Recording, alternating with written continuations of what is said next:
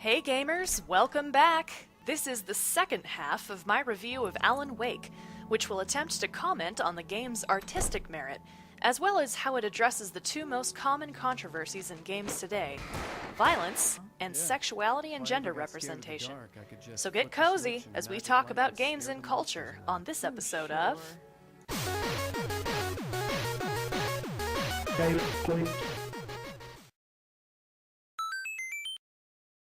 So, let's begin with Part 2, Violence, Sexuality, and Gender Representation.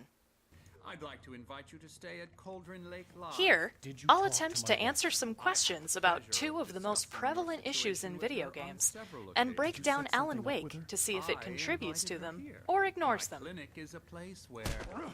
Ouch. Question 1. Does the game, actively, as part of the design/narrative, or through player interpretation, justify its use of violence? Let me first say, there is a lot of combat in Alan Wake. It's completely central to the game, being a third-person shooter, and there just aren't a lot of alternatives to it, save for outright avoidance, which rarely works. But they do a great job of justifying it, even if the underlying concept might feel a little cliché. The enemies are forces of evil, of darkness itself. The human forms that the dark presence inhabit are nothing but cheap, yammering copies of the original person. The player almost feels a sense of mercy for shooting them, like putting down a rabid dog. Destroying darkness itself makes for a pretty good justification of violence, and it's by no means gory or gratuitous, nor does it really focus on the act itself as being violent for the sake of it. In a way, it's a lot like a zombie game, where violence is a gritty but necessary force to maintain order and peace in a society gone wrong. The player isn't shooting innocent people. It's more like pest control during a termite infestation.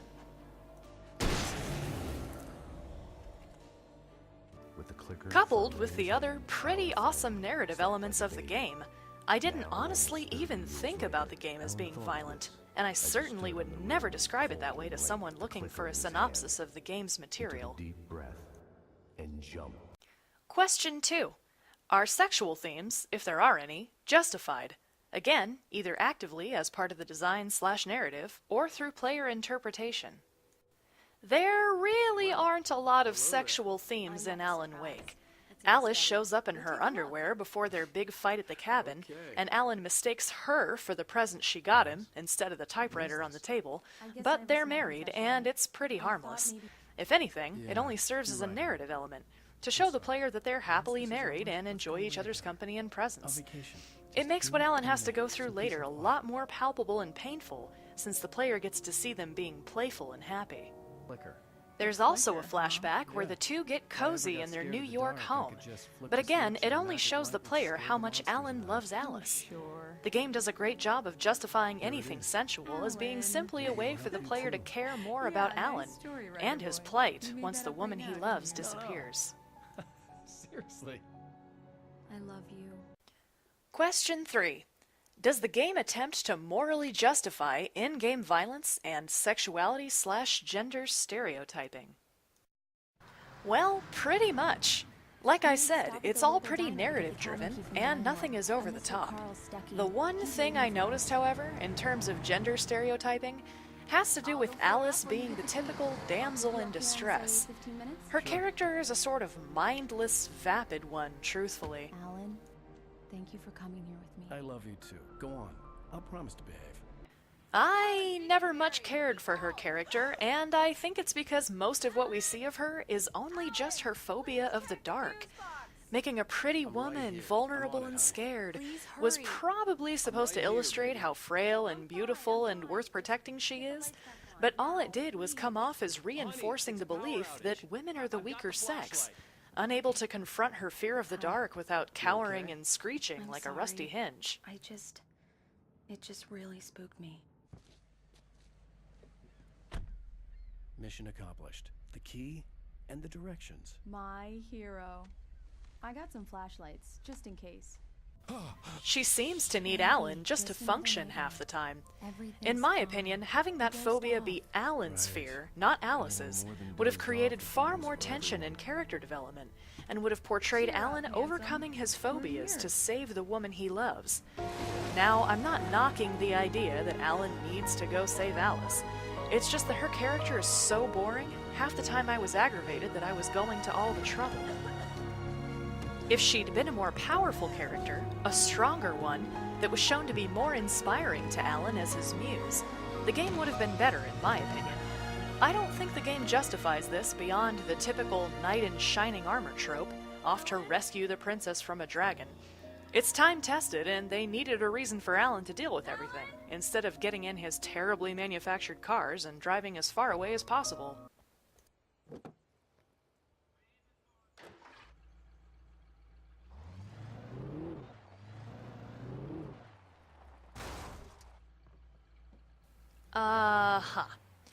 Well, lastly, Part 3, Artistic Merit.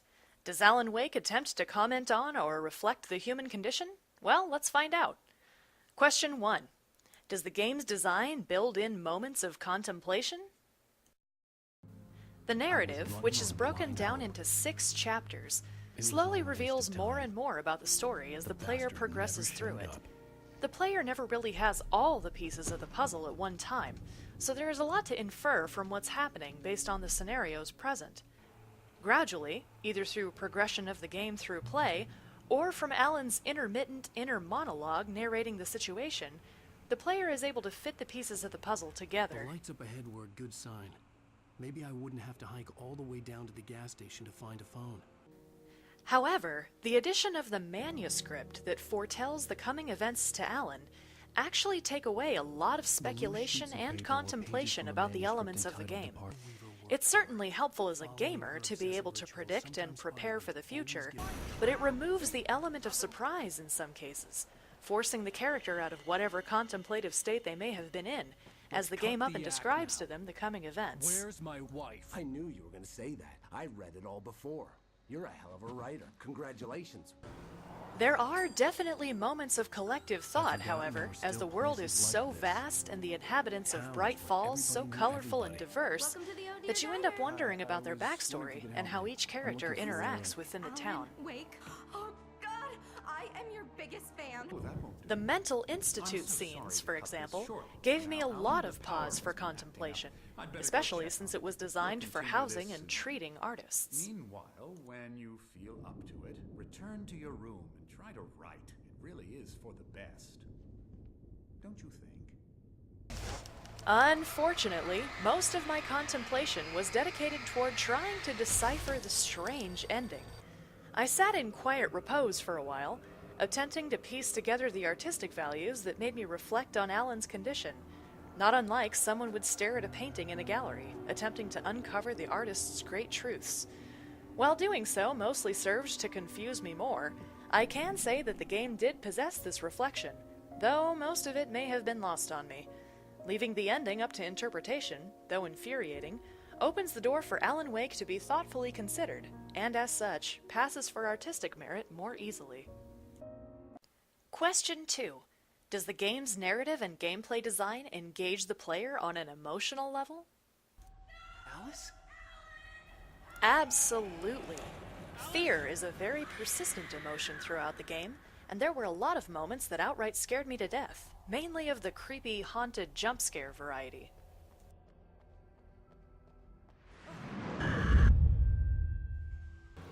You're anxious, cautious, sometimes frustrated or angry, sometimes sad and melancholy. Hang on. The entire game is quite the emotional roller coaster. There's characters you love to hate, such as Dr. Hartman and the Kidnapper, and even characters that make you outright laugh, like Barry, Alan's comic relief agent's sidekick. You didn't like that one? A tough audience. Well, I got plenty more. Alan trying desperately to find Alice is also a big emotional hot button, as anyone with loved ones and significant others will know.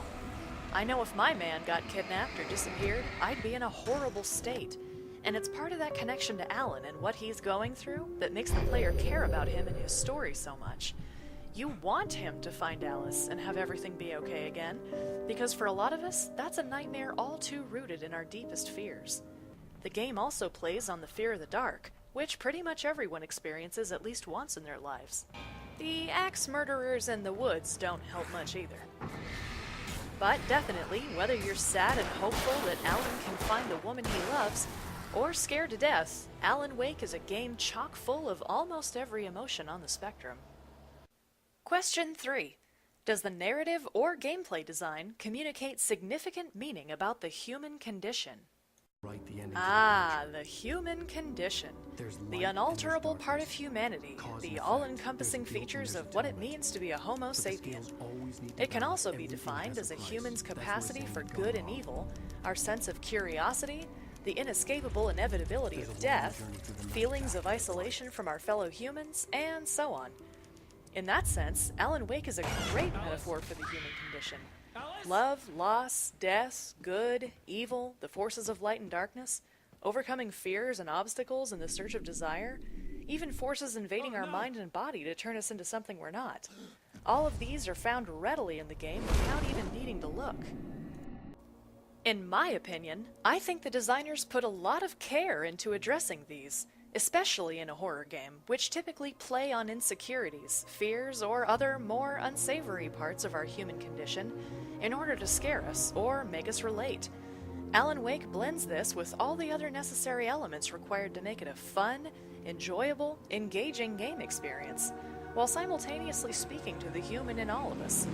The narrative is pretty fantastic, and the designers used Alan's profession as an author to really drive home a thought-provoking, enjoyable story experience.